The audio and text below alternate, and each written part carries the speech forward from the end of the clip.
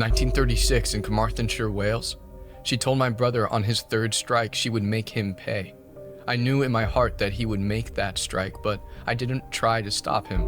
Who or what is Vivian? And what happens on that third strike? Beside the enchanting turquoise water of Llyn y Fan Fach Lake, he was beguiled by her beauty and vowed to marry her. Peck by peck, my brother tallied up his strikes and paid the gruesome price.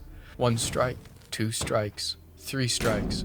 I don't remember leaving the chicken coop door open, but Jock blamed me. He used the wooden chopping board to knock me out. You know the feeling your face goes hot before the pain lands? When I came round heavy-headed and my vision blurred, I knew I must go into the dusk light and look for our chicken Marmalade. She was our best egg layer. We couldn't afford to lose her.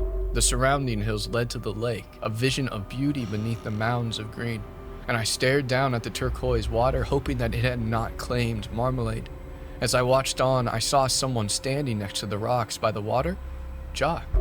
I recognized his black jacket and cloth cap, only he wasn't alone. She was with him. I heard them in my head, the 3 echoing thumps. Back then, I didn't understand what they meant. 1 strike, 2 strikes, 3 strikes. The morning that Pa didn't wake up, I felt relief, a feeling that in turn riddled me with guilt. Because he wasn't a bad man. He lost his fight when Ma passed away, and then when his job was snatched from him too. We buried him at the local church, a small service that, despite this, still cost Jock 2 weeks' pay. I found a job at the boarding house, a town over. I was always tired and dirty, but I did my best not to complain. A girl my age was lucky to have such a job. We were all in mourning for Pa and Ma and the glints of past joy that had truly lost their spark.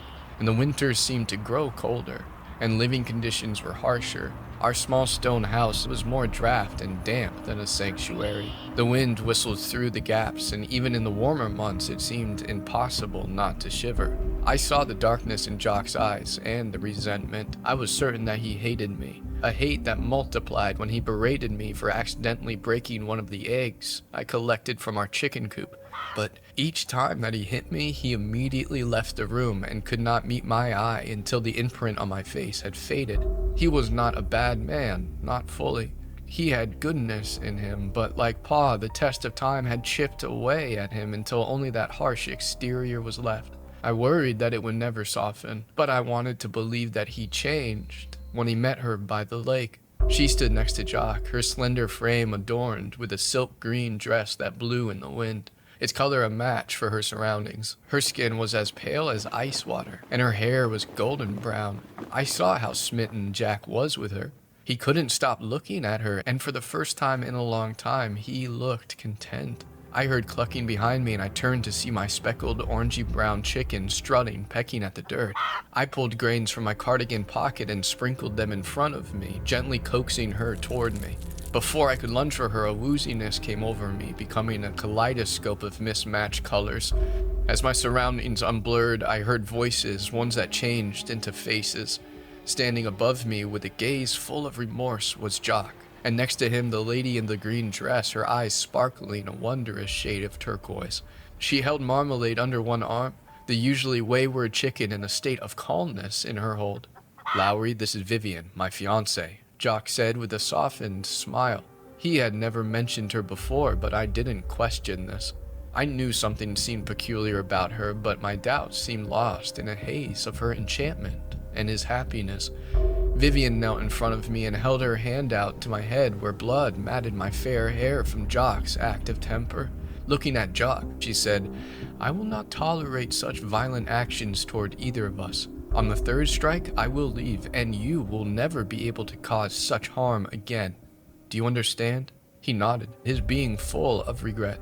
She seemed satisfied with this and took his hand, entwining her fingers in his. I looked at Vivian's bare feet and I wondered where her shoes were, just as I wondered where she had come from. I never asked her either of these questions. Vivian had appeared from nowhere, a calmness to my brother's storm, and she seemed to fit into it effortlessly.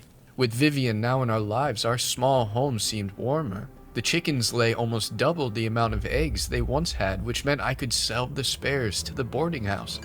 When I felt sad or afraid, Vivian sensed this, often before I did, and would sing to me in a language I did not understand.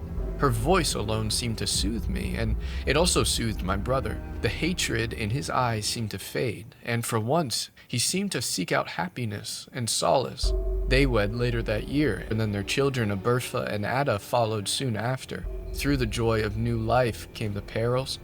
Despite his clear love for Vivian, I saw the darkness creep into Jock's spirit.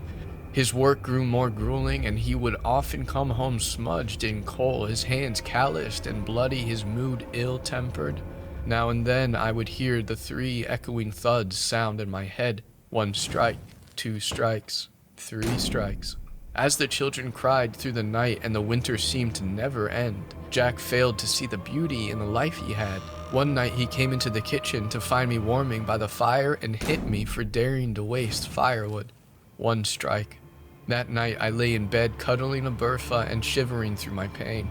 Vivian knelt next to me, and as she stroked my cheek with delicate fingers, softly said, "My poor girl, your brother has earned his first strike." I nodded, not knowing what this truly meant. Vivian took the children to the lake each day. They seemed to swim before they could walk, flourishing in the water as though it were their true domain.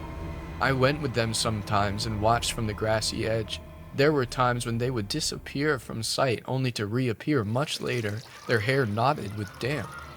The day Jock lost his job, he earned his second strike. He had walked through the door and struck Vivian without hesitation, causing welts to form on her pretty face. 2 strikes. 1 strike. 2 strikes. 3 strikes.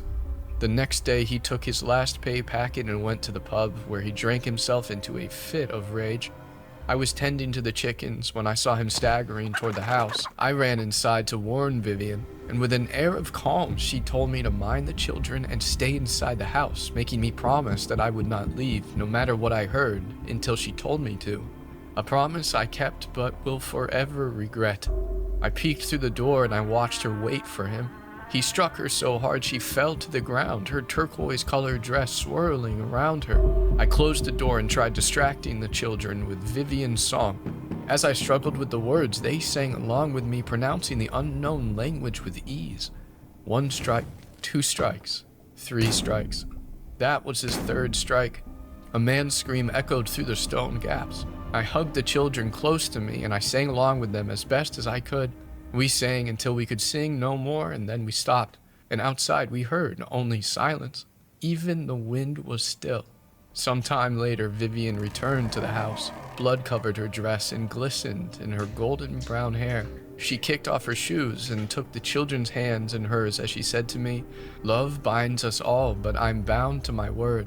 Your brother met his 3rd strike." I watched her leave with the children, and I knew they would not return. As the door closed behind them, I rushed toward it, and I dared to step outside. They had gone. Around me, I saw blood. It twinkled on the ground and from the patches of green.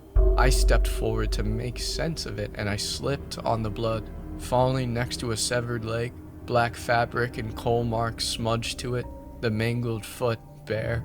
I knew it was Jock's, even though I didn't want to believe it. My eyes sought out the rest of his body that was scattered around the yard like puzzle pieces. An arm on the pile of straw and the other in the rose bush, a foot in the water bucket, his torso balanced against the chicken coop door, the torn shirt forever stained in blood. The chickens clucked behind me. I saw the coop's door open. I followed their sounds, knowing full well which body part was missing, but dreading how I would find it. Behind the coop, I saw Marmalade pecking at something. I moved closer to her and saw Jock's head sticking out beneath the wildflowers. As I moved toward her, she didn't stop, and I saw what she was pecking at. You tell yourself not to look, and then you can't look anywhere else. I had to lunge at her to make her stop pecking him and to peck me instead. I was numb to the pain of her sharp beak piercing my skin. All I saw was Jock's severed head and the gooey, bloody holes of red where his eyes used to be. I cried uncontrollably and covered my face with my hands. Through the gaps in my fingers, I saw the dreaded truth. Marmalade's glossy, red-stained beak as she continued to peck at my flesh. She stopped pecking me eventually and went instead to inspect Jock's torso, now lopsided against the coop. I left that place of death and followed the trail of red already knowing where it would lead me. As I walked, I sang that song in a language I did not know and stared at my wounds. The trail trickled out into the odd spot and splatter upon the span of green. I followed it to the mouth of the lake and stared into the turquoise water, a patch of it smudged in red. I sank to my knees in the moss and the reeds, and I stared at that water, placing my bloody hands to my face as I buried my scream. 1 strike, 2 strikes, 3 strikes. I did not return to the house, now tainted beyond repair. I thought about walking into the water and ending my pain, but then I heard the familiar song and saw the water ripple in the rhythm. I turned and I walked away, knowing what I always knew. Vivian was not the same as me. She saw the goodness in a man who let the darkness in, and in doing so she bled with malice. I found myself in a new town, and I began a new life. I regretted not doing more to stop Jock's anger. I would never let hatred control me. I would never reach my 3 strikes. But what would you do? For more scary horror stories, please share and subscribe.